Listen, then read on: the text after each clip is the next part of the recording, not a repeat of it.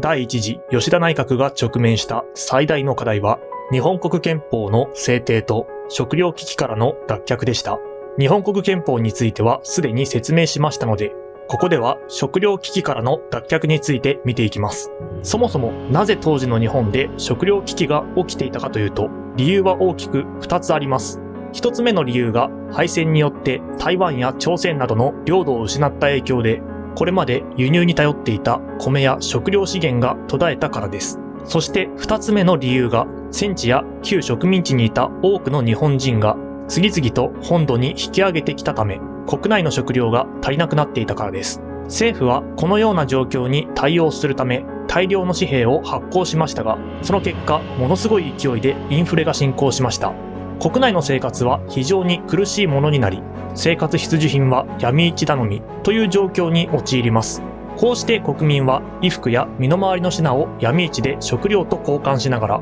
飢餓への不安に満ちた日々を過ごしていました。第一次吉田内閣には、この深刻な食糧危機を脱却し、経済を再建することが求められていたのです。時局は誠に重大を極め、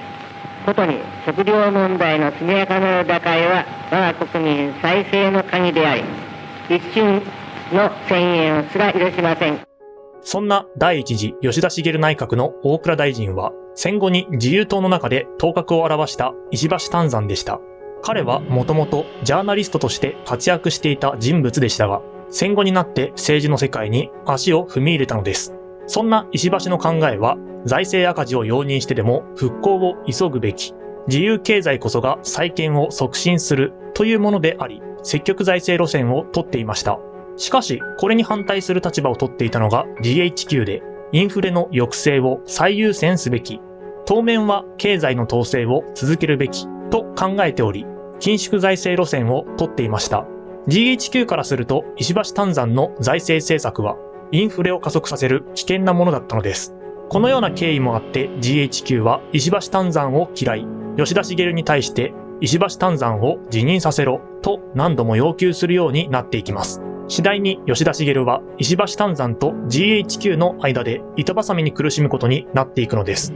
さて、この頃の日本の問題点を単純化すると、需要は多いのに供給が少ない。よって物の価格がどんどん上がっていくということが問題でした。人々が日本に帰ってきているのだから需要が増えるのは防ぎようがありません。よってこの状態を立て直すには供給を増やす、つまり生産を回復させる必要がありました。生産が回復して供給が増えれば人々の需要を満たすことができて、物価は次第に落ち着いていきます。こうした考えに基づいて GHQ は日本の生産を回復させようと考えました。しかし、敗戦後の日本には資金も資源も不足しており、生産を増やすのは簡単ではありません。限られた資金や資源を効果的に活用するには何かしらの策が必要でした。そこで導入されたのが傾斜生産方式です。傾斜生産方式というのは、限られた資金や資源を特定の産業に投資することで、経済全体の再建と拡大を図る政策のことです。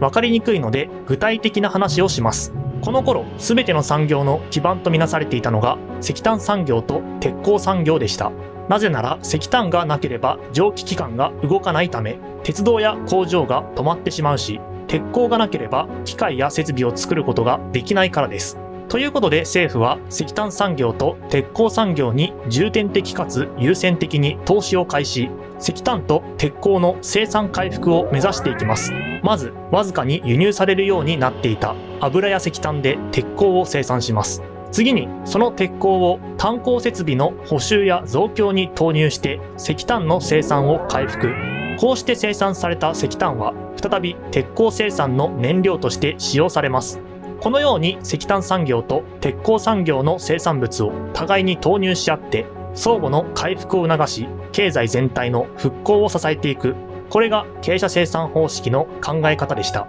さて、政府はそのようにして経済復興を進めようとしていましたが、当然すぐにその効果が出るわけではありません。効果が出るまでの間にも、労働者は飢えとの戦いを続けており、自らの職と生活を守るために必死で働いていました。そのような厳しい社会情勢の中で重要な役割を果たすようになっていったのが労働組合です。この頃の日本には2つの大きな労働団体が成立しています。1つ目が日本労働組合総同盟、通称総同盟であり、2つ目が全日本産業別労働組合会議、通称産別会議です。総同盟の組合員数はおよそ86万人で、こちらは主に日本社会党とのつながりを持っていました。一方で産別会議の組合員数はおよそ156万人で、こちらは主に共産党とのつながりを持っていました。労働者たちはそれぞれの組合を通じて団結することで、自分たちの生活と労働条件を守るために声を上げていったのです。そんな労働者たちの間では、日々の生活すらままならない。しかし政府は私たちの待遇改善には応じてくれない。自分たちだけが犠牲を強いられているという不満の声が広がっていました。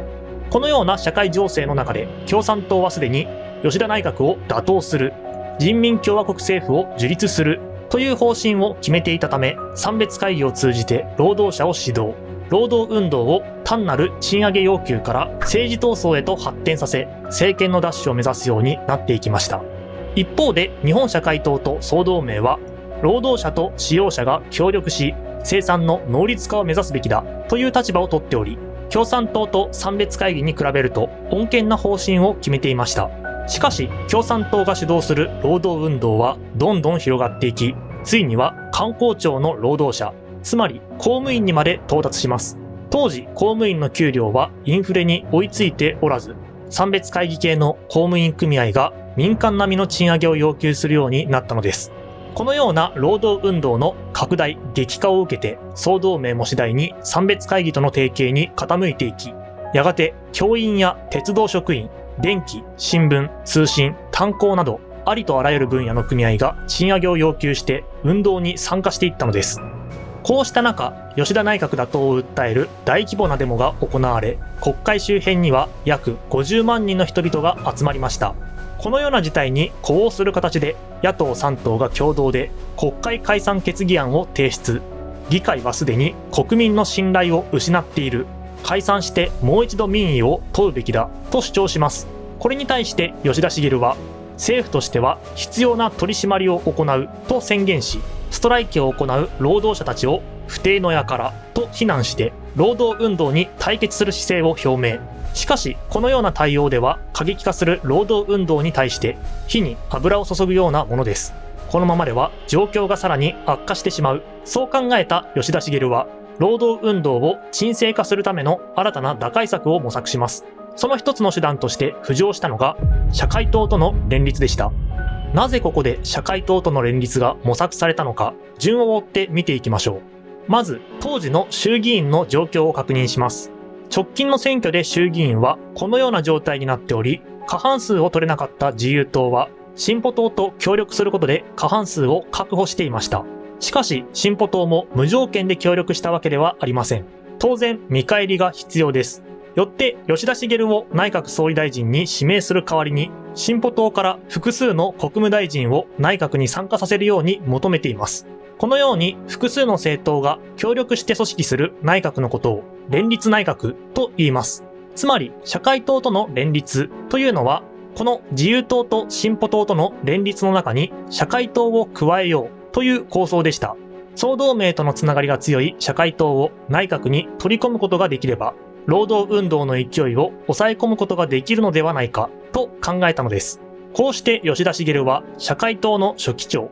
西尾末広と接触、連立交渉を進めていきます。しかし社会党もただでは協力しません。社会党の考えは、積極財政はダメだ、今は緊縮財政だというものだったので、大蔵大臣を務めている石橋湛山の考えとは真っ向から対立する立場でした。よって社会党は連立の条件として石橋湛山の大蔵大臣辞任と国務大臣の地位を要求。吉田茂はこれを実現するため自由党内の説得に力を尽くしますが、党内を説得することに失敗しました。これにより社会党との連立構想は頓挫し、過激化する労働運動に対応できないまま、第一次吉田内閣はさらなる苦境に立たされることになったのです。